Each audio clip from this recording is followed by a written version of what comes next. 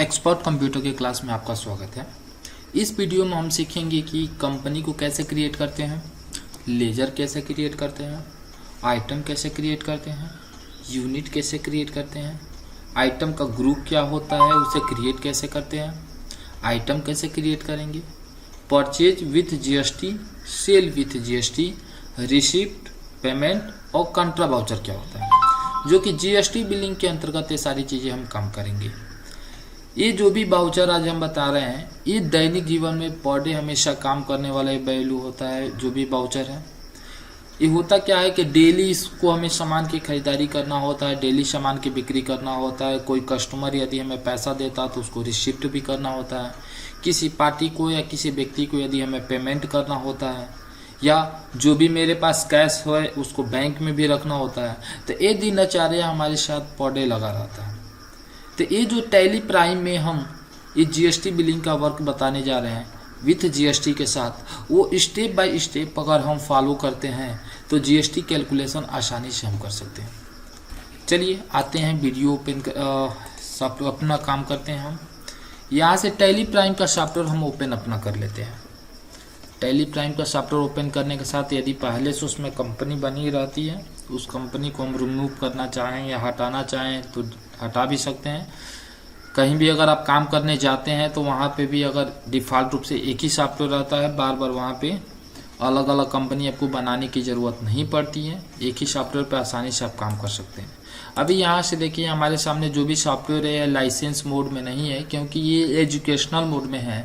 अगर कहीं आप जाते हैं वर्क करते हैं तो ये लाइसेंस मोड में रहेगा तो ये कंटिन्यू इन एजुकेशनल मोड का ऑप्शन नहीं आएगा, वो ऑटोमेटिक ओपन हो जाएगा। और यहाँ पे जो आपके सामने टैली प्राइम EDU दिख रहा है, यहाँ पे आपका जो वर्जन लिए रहेंगे वो लाइसेंस वर्जन यहाँ पे दिखेगा। अभी हम चूँकि एजुकेशनल मोड में है तो टैली का कंटिन्यू इन एजुकेशनल मोड में ओपन कर लेते हैं। पहले से कंपनी खुली हुई है, इसको हम बंद कर लेते हैं। बंद करने के लिए देखिए यहाँ पे कंपनी के लिए दिया F3 बटन हम प्रेस करते हैं और यहाँ पे शट कंपनी के ऑप्शन पे क्लिक करके और कैलकुलेट का जो ऑप्शन है इसको यहाँ से हम जीएसटी कैलकुलेट इसको हम बंद कर दे रहे हैं। अभी हमें चूंकि नया कंपनी बनाना है, नया कंपनी के लिए देखिए यहाँ पे क्रिएट कंपनी का ऑप्शन दिया है। क्रिएट कंपनी का ऑप्शन पे क्लिक कर लेते हैं और यहाँ से अपने कंपनी का जो भी हम नाम देना चाहते हैं कंपनी का नाम हम दे रहे हैं।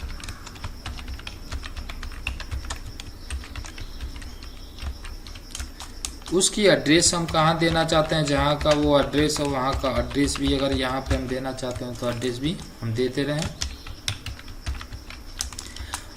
स्टेट जरूर चयन करेंगे क्योंकि जो भी हम जीएसटी एप्लीकेबल करेंगे वो स्टेट के ऊपर निर्भर करता है कि कौन सा जीएसटी यहाँ पे लगेगा। तो इसलिए जिस स्टेट में आप हैं वर्क कर रहे हैं उस स्टेट का ले लीजिएगा। पिन कोड देना है पिन कोड दे दीजिएगा। बाकी अन्य सभी डिटेल्स यदि आपको फिल करना है तो फिल कर लीजिएगा। रही बात यहाँ से फाइनेंशियल ईयर, यहाँ दिया है फाइनेंशियल ईयर बीइंग फ्रॉम, यदि आपका बिजनेस कौन से फाइनेंशियल ईयर में स्टार्ट हुआ था। जैसे कि ये फाइनेंशियल ईयर जो भी होता है 1 अप्रैल से स्टार्ट होता है और 31 मार्च तक क्लोज हो जाता है। उसके बाद से फिर 1 अप्रैल आ जाता है तो मेरा फाइनेंशियल ईयर स्टार्ट हो जाता है। तो आप किस फाइनेंशियल ईयर में कार्य कर रहे हैं, वर्क कर रहे हैं, उसके बारे में यहाँ पे आपको देना होता है। एंटर कर लिए, एंटर और एंटर करके हम यहाँ से एक्सेप्ट हम कर लेंगे। अभी हमारे सामने ये मेरा गेटवे ऑफ टैली जो मेन पेज है गेटवे ऑफ टैली ओपन हो गया है। पहला काम हम करेंगे कि जीएसटी का मेनू एनेबल करेंगे, जो कि F11 बटन प्रेस करते हैं और यहाँ पे जीएसटी के मेनू पे एस हम कर लेते हैं। एंटर हम कर लिए। ये स्टेट पूछा, ये पूछ रहा रेगुलर है या कंपोजिशन है, तो जो भी आप हैं सेलेक्ट कर सकते हैं। यहाँ से दे रहा है जीएसटी नंबर, तो जीएसटी नंबर आप यहाँ से दे सकते हैं।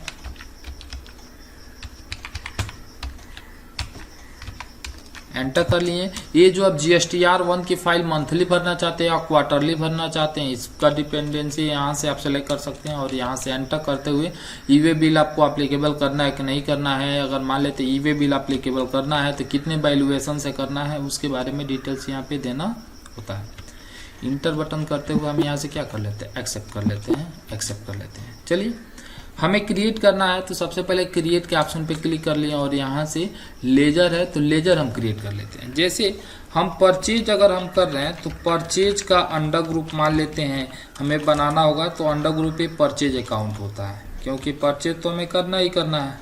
उसके बाद से हम सेल का अगर ले लेते हैं तो सेल का अंडर ग्रुप मेरा सेल्स अकाउंट होता है। यहाँ पे पूछ रहा है टाइप ऑफ लेजर, अगर लेजर में इनवाइस राउंडिंग करना चाहिए तो कर सकते हैं।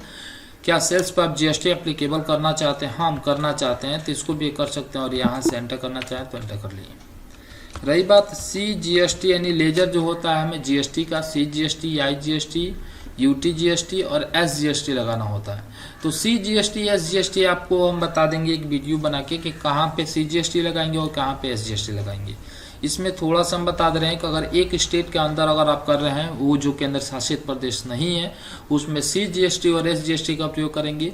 अगर एक स्टेट से किसी दूसरे स्टेट में सामान की सप्लाई कर रहे हैं तो वहाँ पे आप IGST का प्रयोग करेंगे। CGST का लेजर हम बना दे रहे हैं और इसको हम डाल दे रहे हैं ड्यूटीज एंड टैक्सेज के अंतर्गत। ऊपर ड्यूटीज हम टैक्स ले लिए, सेंटर ले लिए, यहाँ से नॉर्मल राउंडिंग लीजिएगा और एंटर कर लीजिएगा। एंटर करके आप एक्सेप्ट कर लीजिएगा। दूसरा है SGST लेने के बाद से ड्यूटीज एंड टैक्सेज GST और यहाँ से S का मतलब होता है स्टेट और यहाँ से नॉर्मल राउंडिंग लीजिएगा और यहाँ से एक्सेप्ट कर लीजिएगा।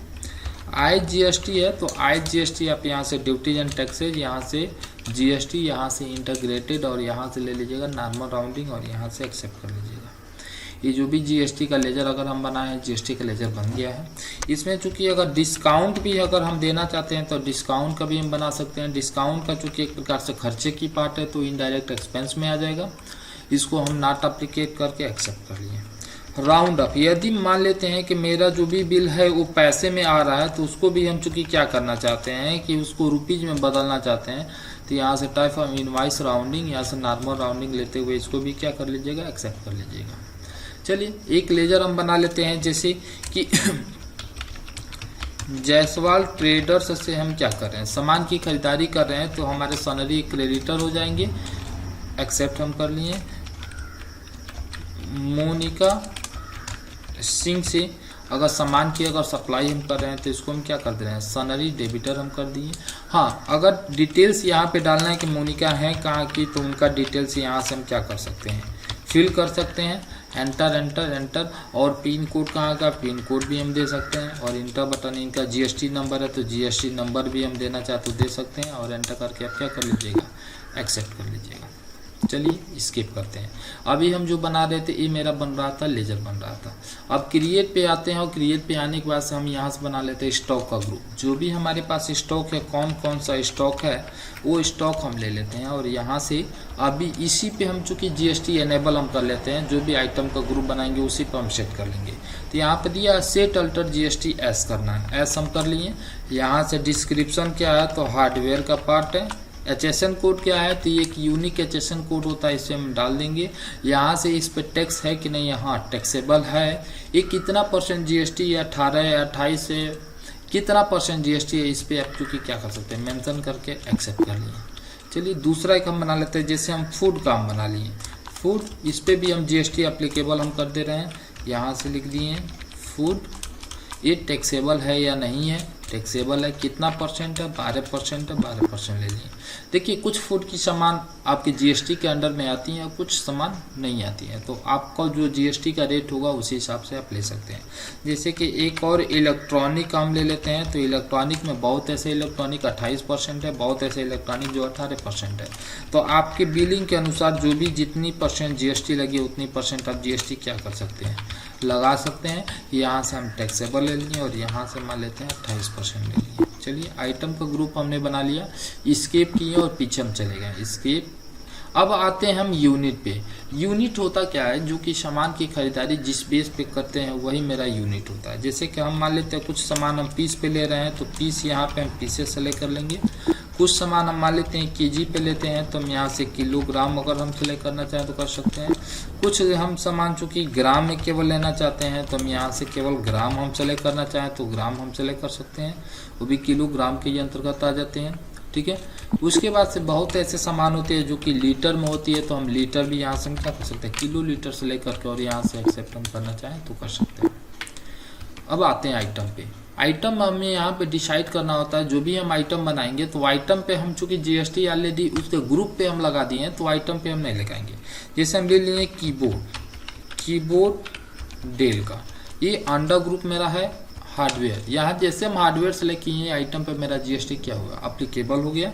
ये किस में हम बेचेंगे, तो पीस में हम बेचेंगे और इसको हम एक्सेप्ट कर लिए। दूसरा ऑप्शन आ गया मदरबोर्ड एसएस साइन, ठीक है। यहाँ से हार्डवेयर ले लिए और यहाँ से पीसेज पे सेलेक्ट किए, ये भी मेरा एक्सेप्ट हो गया। चलिए 2 आइटम का बस हम लेके चल रहे हैं। परचेज के ऑप्शन पे हमारा है, वाउचर में आएंगे, वाउचर में आने के बाद से परचेज का हमें ऑप्शन ओपन करना है। जैसे परचेज का मेनू ओपन हम कर लेते हैं, तो ओपन करने के साथ साथ हमारे सामने ओपन हो गया। यहाँ से जो भी सप्लायर का इनवाइस नंबर है, इनवाइस नंबर दे दिए। किस पार्टी से खरीद रहे हैं उस पार्टी का लेजर सेलेक्ट कर सकते हैं। यहाँ पे पूरी उसकी जीएसटी नंबर डिटेल्स अगर देना चाहते हैं तो दे सकते हैं। परचेज का लेजर सेलेक्ट कर लीजिएगा। यहाँ से आपको परचेज, यहाँ पे पूछ रहा है क्लासिफिकेशन, तो क्लासिफिकेशन आप परचेज यहाँ पे जैसे लेंगे तो परचेज टैक्सेबल भी आ सकता है। अगर नहीं भी लेना चाहते हैं तो ऐसा नॉट अप्लीकेट करेंगे वो भी आ जाएगा। तो हम परचेज टैक्सेबल हम लेके चलेंगे। अगर इस मेनू को अगर बंद करना है तो आपको बंद भी आप कर सकते हैं। यहीं से देखिए परचेज क्लासिफिकेशन का ऑप्शन एक दिया होगा, उसे आप बंद करना चाहते हैं तो बंद कर सकते हैं।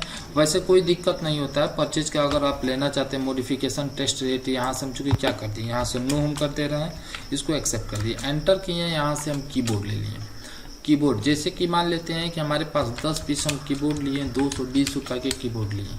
उसके बाद से यहाँ से मदरबोर्ड हम ले लेते हैं, 2 पीस ले लेते हैं, 440 का ले लेते हैं, ठीक है। यहाँ से एंटर किए और यहाँ से चूँकि हम क्या कर लेते हैं कि CGST का हम प्रयोग कर लेंगे और यहाँ से क्या कर लेंगे SGST। अगर डिस्काउंट भी इस पर देना चाहते हैं, यहीं नीचे डिस्काउंट ले लेंगे, माइनस मान लेते हैं 2% है तो यहाँ -2% एंटर कर लिए। ये जो पैसे में मेरा मान दिख रहा है इसको हम सोच रहे हैं कि नहीं राउंड अप कर लें, तो राउंड अप का प्रयोग कर लेंगे और एंटर करके इस बिल को क्या कर लेंगे, एक्सेप्ट कर लिए। एक और हम परचेज हम कर रहे हैं वो IGST के साथ हम करेंगे, तो यहाँ से इनवाइस नंबर ले लिए, एंटर। मान लेते हैं कि दूसरी कोई पार्टी है तो ऑल्ट के साथ यहीं से C कर लिए, महेश, और ये हमारे सनरी क्रेडिटर हैं। ये चूँकि दिल्ली स्टेट से हैं, इनका तो स्टेट हमें चेंज करना ही पड़ेगा और यहाँ से एक्सेप्ट कर लिए, एक्सेप्ट। जब इनसे हम कोई सामान जैसे कीबोर्ड हम 10 पीस ले रहे हैं तो रेट ऑटोमेटिक आ गया। SS साइन मदरबोर्ड का हम 10 पीस लिए, ये भी आ गया। लेकिन यहाँ पे देखिए CGST लगाएंगे तो नहीं आएगा, क्यों? क्योंकि हमने उनका स्टेट चेंज कर दिया है। IGST हम लगा रहे हैं, ऑटोमेटिक आ गया। यहाँ से हम डिस्काउंट देना चाहते हैं तो -2% डिस्काउंट दे दिए। ये देखिए यहाँ पे चूँकि राउंड अप में कोई नहीं आया तो हम राउंड अप का प्रयोग नहीं करेंगे।